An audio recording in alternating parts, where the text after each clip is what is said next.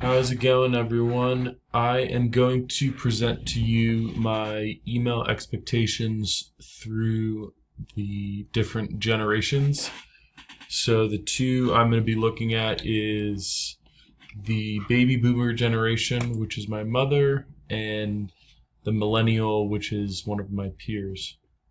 So upon interviewing my mother, some of the noteworthy email do's were her mentioning to be sure to include a proper subject line heading as well as appropriate introduction to start out the message. So really just being formal in the tone of your message and how the message looks to the reader. Some of the do nots, being clear to the point and not overcrowding the message with unneeded content.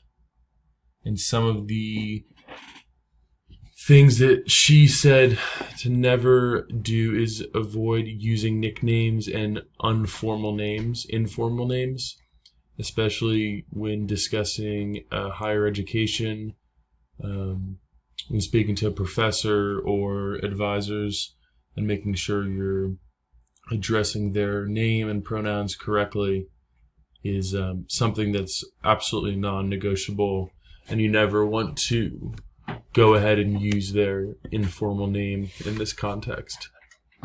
So on the other side of things, looking at the millennial generation, which is one of my peers, some of his do's in the email writing was be bold with your tone of message and show that you are here to get the job done and have some urgency.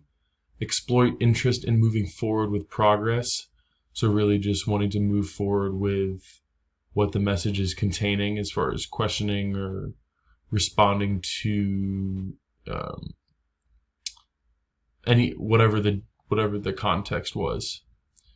Some of the do nots from this peer was do not drag on your thoughts and make your email contain more substance than it needs. Avoid the use of run-on sentences and elongated messages that contain language that is unfamiliar to the reader. So don't be using terminology that they do not understand. So comparing the baby boomer generation, which was my mother, and the millennial generation, which was my peer, I would say that the baby boomers and the older generations have a structure to the email, and they're a little bit more conservative, and they want to be very formal in their writing. Whereas I believe the millennial generation is kind of opposite to that. Some of the similarities we could say is both parties are in mutual agreement about the overall appearance and the professional manner that the context and the appearance of the email contains. So that wraps it up for this one. Thanks, guys, for listening.